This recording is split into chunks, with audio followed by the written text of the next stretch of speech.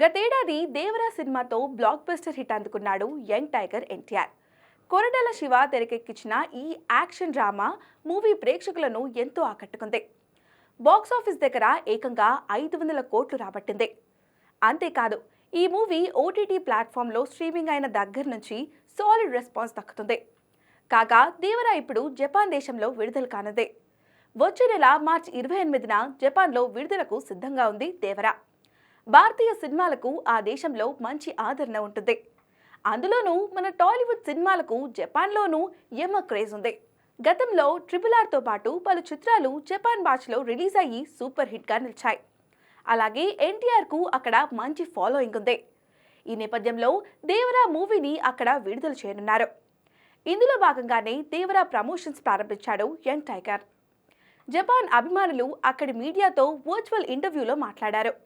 దీనికి సంబంధించిన ఫోటోలను దేవరా టీం తన అధికారిక ట్విట్టర్ ఖాతాలో షేర్ చేసింది. అలాగే ఈ మూవీ ప్రమోషన్స్తో భాగంగా ఎన్టీఆర్ వచ్చే నెల మార్చి 22న జపాన్లో పర్యటించనున్నారని తెలిపింది.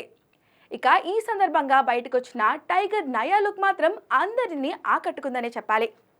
రఫ్ గడ్డంతో రగడ్ లుక్తో కనిపిస్తున్నాడు తారక్.